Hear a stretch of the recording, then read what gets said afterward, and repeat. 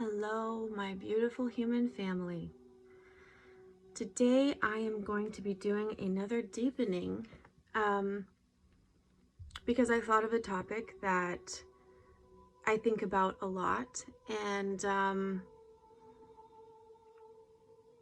because I think of it so much, I realized how much meaning it has to me, how much it applies to my life and my spirituality. So I thought I'd bring it up in case that it inspired you in some way. So the topic that I'm thinking of is death. And I think about this a lot because for the most part in this world, people believe that this is all there is. And even if they don't believe that, they live as if it is the only thing. Or like much of the material world has consumed them and their selves. So, as we notice, this world is being consumed more and more as time goes by self-centeredness. And I will tell you, through my own battles and experiences as well, that is the surest way to misery. When we focus on ourselves, we forget the truth. And the truth is that we are all here together. We're living together, all of us, however 7 billion plus people and counting. We are all living together in this world. We're not alone, and we're acting as if we're the only ones that exist here. And I recently thought of this concept as well, that every single person outside of us is us. Do you want to know why? Because as deep of emotions and human feelings that we have, every person outside of us also has that. So they are just as valuable in their feelings, emotions, pain, experiences as we are. We're all one. Because of that, we were made the same. We have the same makeup of emotions, psychological makings, body. We all have the same body. I don't care what skin color you are. That's just because of what area of the world you lived in and how warm or cold or whatever conditions it were when you were created. We're all the same. We're all the same inside, all of us. And we all have beautiful, unique gifts and attributes, which sometimes can get people to become self-centered because we go, I have this special gift and I know it. And so I'm going to focus on that. But what ends up happening is they focus on that special gift and they become consumed by it. And all of a sudden, it's not a gift anymore. It's the cause of your misery. A gift means to give. A gift means to give. And if you have a gift to give, but you're only using it for your own devices, then it's no longer a gift. At that point, you're being consumed by yourself. And I love the Baha'i writings talks about the prison of self. And that is the best way to describe the self. It can catch you, the self can suck you in. When something may have started with a spiritual thing, it may have been sprouted with a spiritual inspiration inside of you of one of your gifts, but then over time it was focused on so much, but maybe you got praise, maybe you finally got recognition, and all of a sudden it became all about you, but not because of the gift you're giving, but because of the self. And that becomes a prison because you're no longer, you're always going to try to reach to get that recognition again. But the reason you got the recognition in the first place was because you were giving your gift truly and genuinely. You weren't doing anything for anyone else or for outside recognition. You literally had harnessed at some point in yourself the perfection of what you have to offer the world at that moment. And people noticed it because what are people looking for? What are they looking for? Why are they attracted to that gift in the first place? It's because that gift is an attribute of God. There are so many beautiful attributes of God, countless attributes that each of us has a special attribute or multiple of.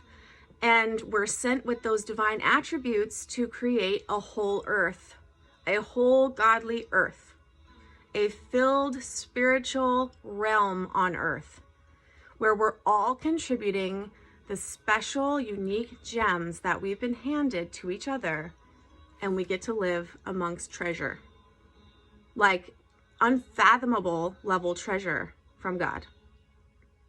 Now, going back, relating this to death, I talked about the prison of self. Here's my motto, and I heard this before from Hooper Dunbar, one of his talks, and it stuck with me because it's true. And obviously he got his sources from the writings. He was relating to the writings, but basically the best way to live is to think about death. Because if you think about death, we think of fear and loss and non-existence, right? Death. Like if you look up the literal meaning of death, humans have made it into this scary like thing. But in reality, if we're going based on the laws of physics and that energy cannot be created or destroyed, then we know that we are eternal energetic beings, if we're going based on the laws of science. So, and if you think about it, I don't care if you're atheist or agnostic or what you are, but if you think about dying and your energy being either transformed or changed or moved somewhere, and you don't just die in the mortal saying way, you're going to go somewhere. Where are you going to go? Think about it.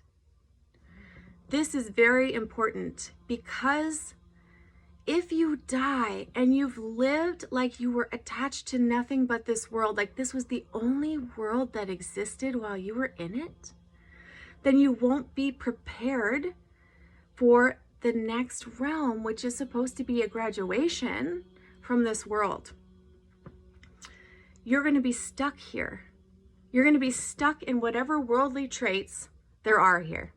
So whether that's, I guess it all comes down to self-centeredness. And now there's two types of self. There's the self that's purely soul. That self is beautiful in every aspect. It's eternal. It cannot be destroyed. And its purpose is to reach God. That's it. It wants to reach God and it wants to get closer to God. And that's its only purpose. But the self that I'm talking about and that the writings talk about as the prison of self is the one that people are stuck in here, the one that causes all the suffering. And we think that focusing on ourselves more, if we're having trouble, is going to help us, but it's actually the opposite. We're trying to help ourselves, but in reality, we're just thinking only about ourselves. And in the meantime, everybody else is only thinking about themselves. So is there anybody out there who is like giving their gifts, like actually helping other people who need help? They're trying to do it themselves, but it doesn't work like that. We're supposed to be helping each other. Nobody's doing that. Everyone's in the prison of self. I'm not saying everyone, but we are seeing that trend, and social media, I realized, ignites that. It ignites that because it says that, we are just one person and we are the only thing that's significant because our lives are put out there to the entire universe. Wow. Getting that feedback from community is like addictive because we need community, but we're not actually having a connection. We are just literally putting our souls out into an empty space. it doesn't give back, and it's addictive because we want that community. And when we get people saying, I love that, this is great, you know, it's a highlight reel, and we want love. All anybody wants is love, admiration, affection. That's all we want. And I will tell you why, because that is the traits of our creator, of the source creator. It's love. That's all we want. So we're really just searching for God here through each other. This is some deep stuff, and I don't even fully know the depths of it, but I know it. I do know it somewhere in my soul, and that's why it's coming out. So the best way to live is to think about death. What are you going to take with you when you die? This is not coming. This skin bodysuit is going away. What's left? What have you done here? We were sent here. We were made to be here. This first journey to learn spiritual attributes so we can love and recognize them in the depth that they exist. We're learning to love God here. And a lot of it has to do with experiencing the opposite of God. This world is basically the opposite of God. In fact, I will read you from, it's not the opposite of God. It is God. Everything's perfect. But we're here in this plane just for this short time because it's not the real world. This is like a matrix. You can call it whatever you want, but this is like a growing place. We're growing spiritual attributes so that we can grow closer to God, to know God more. And this world, I'll just read it from the writings because it says it the best. This is coming from The Call of the Divine Beloved, one of my favorite books. And this is Baha'u'llah, and he says on page 70, number 4, this profitless world produceth not save deadly poison, and its ephemeral dregs can never yield the everlasting cup. Were the Jesus of the Spirit to give ear to the call of holiness from the falcon of the realm above, he would assuredly cry out from his inmost being and be seized with fervid longing, even as the lover's soul. Baha'u'llah, this profitless world produceth not save deadly poison, and its ephemeral dregs can never yield the everlasting cup. And yet we are living here like it's the only real existence, like it's the only thing that exists. I don't care who you are. I don't care if you're a Baha'i, non-Baha'i, atheist, anything, your own made up, whatever, spirituality. I don't care who you are. If you're living like this world is the only focus, getting whatever you want for yourself out of it, you're stuck in the prison of self. And it happens to the best of us. It's our ego. The prison of self is lying in wait, ready to ensnare us. So it can catch you off guard. And there's a lot of ways it can do that. You can start off with good intentions and pure heart, and then slowly the self takes and twists itself around that pure heart. And now it's self-serving instead of being pure. So that's the battle.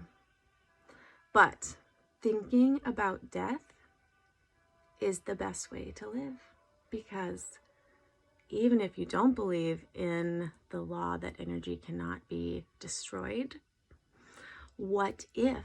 Because I don't care who you are. None of us know what happens when we die. We don't know. It's the great mystery. So wouldn't you rather be prepared to take something with you that's not the body or this world if you need it? Wouldn't it be better to be prepared for that in case? And I don't know what that is for you. All I know is that you know what it is. You know exactly what you're supposed to do here and what you're supposed to take with you, and you just have to remember it and develop it. The best way to live is to remind yourself that we will die. I love you all so much. You are me and I am you forever. My beautiful human family.